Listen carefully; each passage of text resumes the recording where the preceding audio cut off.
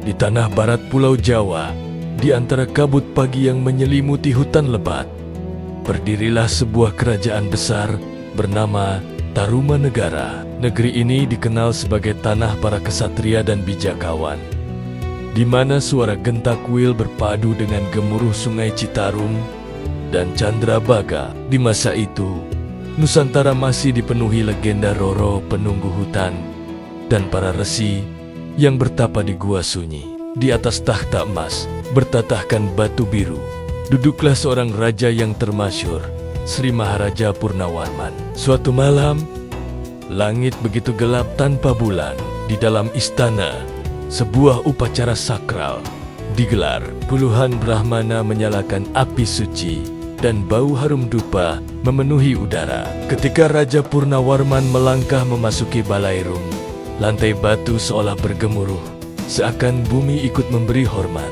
Dengan suara yang menggema, sang raja berkata, "Wahai rakyat Taruma, Dewa Wisnu telah menitipkan tugas kepadaku.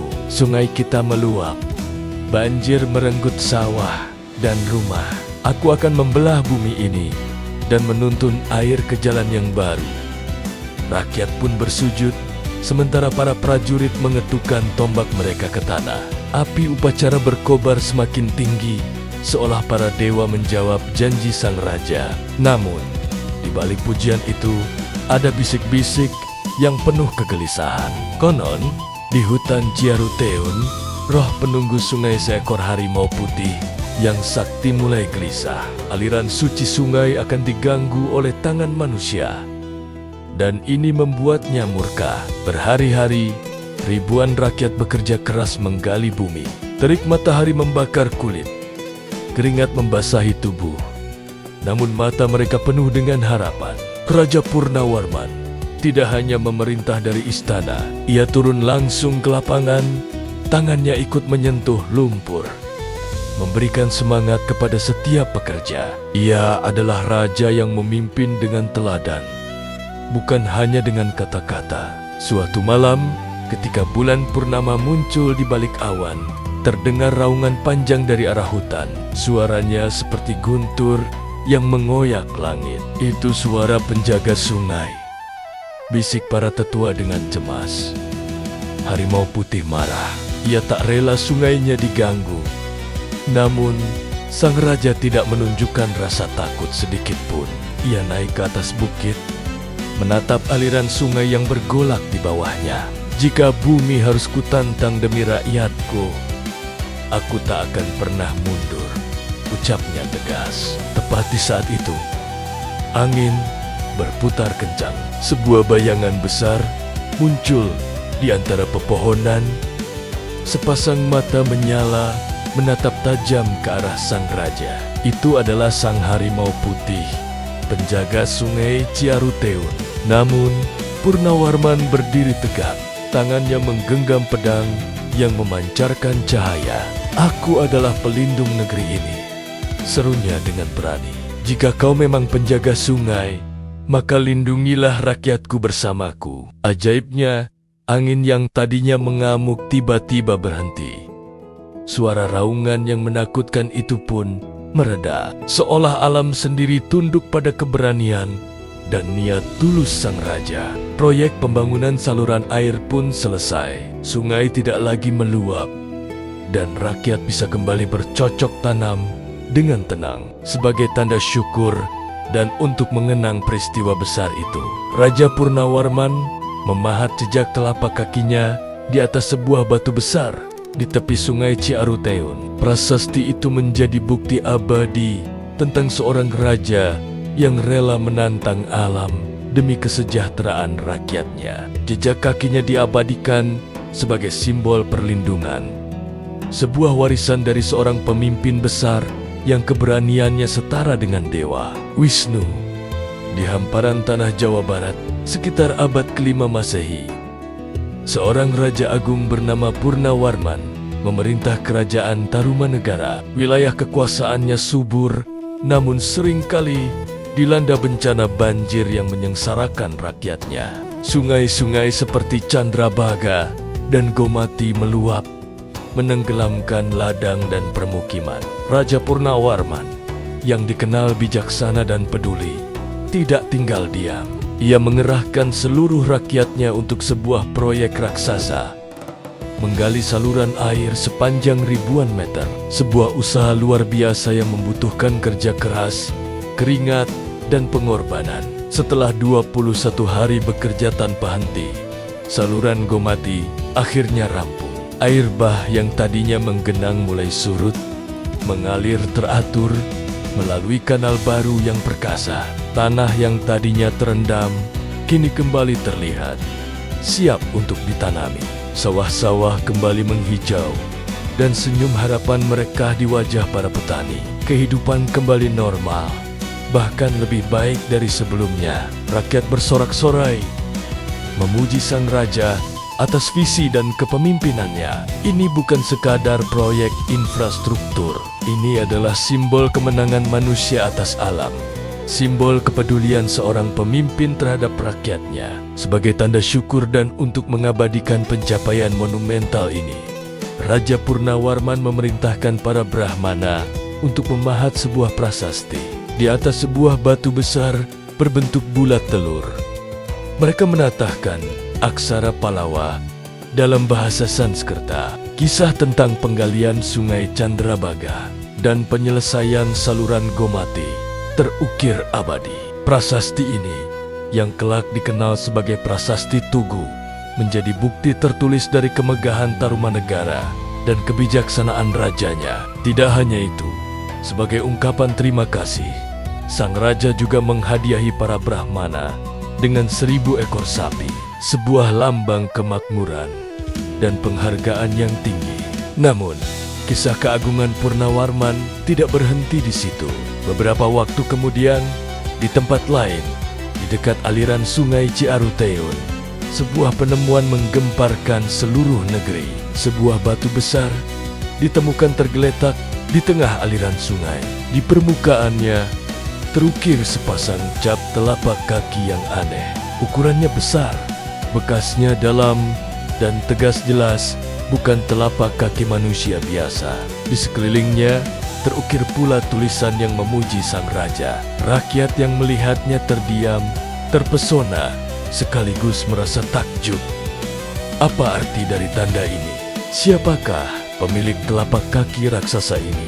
Para resi dan pemuka agama yang bijaksana segera datang untuk memeriksa. Setelah bermeditasi dan mengamati dengan saksama, mereka berlutut dengan penuh hormat. Salah seorang dari mereka berseru dengan suara bergetar, "Ini adalah tanda ilahi." Telapak kaki ini adalah milik Raja Purnawarman yang agung dan perkasa. Ini adalah bukti bahwa beliau adalah titisan Dewa Wisnu, sang pemelihara alam semesta, penakluk kekacauan, dan penjaga keseimbangan dunia.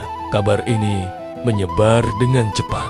Rakyat semakin yakin bahwa raja mereka bukanlah manusia biasa, melainkan seorang dewa yang turun ke bumi untuk melindungi mereka. Kekaguman dan kesetiaan mereka pada Purnawarman pun semakin dalam. Akan tetapi, di antara cerita yang resmi, beredar pula sebuah legenda lain yang dibisikkan dari mulut ke mulut. Beberapa orang percaya bahwa telapak kaki itu bukanlah hasil pahatan tangan manusia. Konon, pada malam upacara persembahan di tepi sungai, sebuah cahaya biru misterius turun dari langit dan menyinari batu tersebut. Ketika cahaya itu lenyap, sepasang telapak kaki itu telah muncul dengan sendirinya, tercetak sempurna. Seolah-olah baru saja ada yang melangkah di atas batu yang melunak. Kisah ini menambah aura mistis pada prasasti Ciaruteun, mengubahnya dari sekadar catatan sejarah menjadi sebuah artefak gaib. Sejak saat itu, suasana di sekitar sungai Ciaruteun pun berubah. Legenda mengatakan bahwa setiap malam sunyi, terutama saat bulan purnama, beberapa penduduk mengaku mendengar suara langkah kaki yang berat dan berirama di tepi sungai. Suara itu seolah-olah berasal dari makhluk raksasa yang tak terlihat, berjalan mundar-mundar-mundar, menjaga aliran air. Apakah itu arwah Raja Purnawarman yang masih mengawasi rakyatnya, ataukah makhluk penjaga gaib yang ditugaskan oleh para dewa? Tidak ada yang tahu pasti. Suara langkah misterius itu menjadi bagian dari cerita rakyat, sebuah pengingat abadi akan kehadiran Sang Raja Agung dan jejak kakinya yang legendaris, yang hingga kini masih menjadi teka-teki. Selama bertahun-tahun, Tarumanegara adalah negeri yang makmur, sebuah mercusuar kejayaan di Nusantara. Purnawarman, sang raja bijaksana, telah membawa kemakmuran dengan mengendalikan aliran sungai dan menyatukan rakyatnya. Di bawah pemerintahannya, perdagangan berkembang pesat, pelabuhan-pelabuhan ramai oleh kapal dari negeri seberang, dan sawah-sawah menghijau subur, memberikan panen yang melimpah. Kemakmuran ini bukan hanya tentang harta, tetapi juga tentang kedamaian dan keteraturan. Purnawarman adalah jantung dari kerajaan ini, seorang pemimpin yang namanya diukir di batu prasasti sebagai simbol kekuatan dan kebijaksanaan. Rakyat hidup dalam harmoni, percaya bahwa dua-dua tersenyum pada mereka, dan roh leluhur menjaga setiap langkah mereka. Sungai Citarum yang pernah menjadi ancaman, kini menjadi sumber kehidupan berkat visi sang raja. Tarumanegara adalah sebuah mimpi yang menjadi kenyataan, sebuah bukti bahwa dengan kepemimpinan yang kuat, alam pun bisa ditaklukkan untuk kesejahteraan bersama. Namun, seperti semua hal di dunia ini, tidak ada yang abadi. Roda waktu terus berputar, dan kekuasaan, betapapun megahnya, tidaklah kekal. Setelah Raja Purnawarman wafat, cahaya terang yang menyinari Tarumanegara perlahan mulai meredup. Kepergiannya meninggalkan kekosongan yang sulit diisi. Para penerusnya tidak memiliki wibawa dan kekuatan yang sama untuk menyatukan kerajaan yang luas. Perlahan tapi pasti, perdagangan yang pernah menjadi denyut nadi kerajaan mulai menurun. Kapal-kapal asing yang dulu memenuhi pelabuhan kini mencari jalur perdagangan baru yang lebih menjanjikan. Di saat yang sama, kekuatan-kekuatan baru mulai bangkit dari timur dan barat, menantang dominasi Tarumanegara. Kerajaan-kerajaan tetangga yang dulu tunduk kini melihat kesempatan untuk melepaskan diri. Perpecahan internal pun mulai menggerogoti pondasi kerajaan. Para penguasa daerah tidak lagi setia pada pusat kekuasaan, dan perebutan pengaruh pun tak terhindarkan. Cahaya yang dulu benderang kini hanya tinggal penda redup, pertanda sebuah era keemasan akan segera berakhir. Seolah alam pun merasakan goyahnya kerajaan, pertanda-pertanda buruk mulai bermunculan. Gunung-gunung yang dulu diam kini bergemuruh hebat, seakan menyuarakan kemarahan langit. Letusannya mengirimkan abu vulkanik yang menutupi matahari, membuat siang hari menjadi kelam dan menakutkan. Sungai-sungai besar yang pernah dijinakkan oleh Purnawarman kini meluap hebat, mengubah arah alirannya secara drastis, menenggelamkan sawah dan ladang. Hutan-hutan lebat yang menjadi batas wilayah kini merayap maju, menelan desa-desa tua yang ditinggalkan penghuninya. Rakyat yang kebingungan dan ketakutan mulai berbisik-bisik di antara mereka. Mereka bertanya dalam hati, apakah ini pertanda para dewa telah murka? Apakah roh penjaga sungai yang dulu ditaklukkan kini kembali menuntut keseimbangan yang telah terusik? Bencana alam dan kemunduran kerajaan seolah berjalan beriringan, menciptakan suasana keputusasaan. Setiap gemuruh guntur dan setiap luapan air sungai dianggap sebagai pesan dari alam gaib. Pesan bahwa masa kejayaan Tarumanegara telah sampai pada akhirnya. Satu persatu, prasasti-prasasti batu yang dulu menjadi simbol keagungan kini menjadi saksi bisu dari reruntuhan kejayaan. Tulisan-tulisan yang mengisahkan kemenangan dan kemakmuran Purnawarman kini berdiri kesepian di tengah belantara, ditumbuhi lumut dan dilupakan waktu. Kerajaan besar itu perlahan hancur terpecah menjadi kepingan-kepingan kecil yang tidak lagi memiliki kekuatan. Namun, dari puing-puing Tarumanegara, sebuah kehidupan baru mulai bertunas, seperti bunga teratai yang mekar dari lumpur. Dari sisa-sisa peradaban yang agung itu, bangkitlah sebuah kerajaan baru bernama Sunda. Kerajaan ini mewarisi semangat dan tradisi dari pendahulunya, sebuah bukti bahwa akar budaya tidak akan pernah benar-benar mati. Sunda bangkit, membawa harapan baru bagi rakyat yang telah lama hidup dalam ketidakpastian. Mereka membangun kembali peradaban di atas tanah leluhur dengan semangat baru, seolah membuktikan bahwa akhir dari satu cerita adalah awal dari cerita lainnya. Bunga baru telah mekar dari akar yang sama, melanjutkan napas kehidupan di tanah Pasundan. Hingga hari ini, legenda itu masih hidup.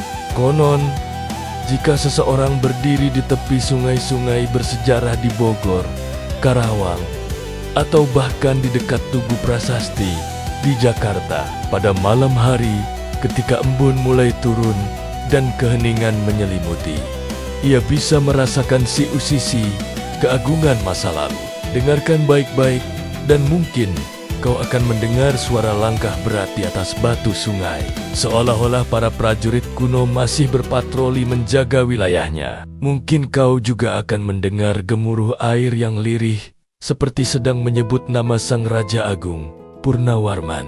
Dan jika kau beruntung, mungkin kau akan mendengar raungan lembut harimau putih, sang penjaga gaib, yang tak lagi marah, tetapi dengan setia menjaga warisan tanah ini. Karena sejarah bukanlah sekadar tulisan mati di atas batu atau kertas. Sejarah adalah napas yang terus hidup, energi yang bersemayam di tanah yang kita pijak, gema dari masa lalu yang terus bergema hingga kini. Terima kasih sudah menonton.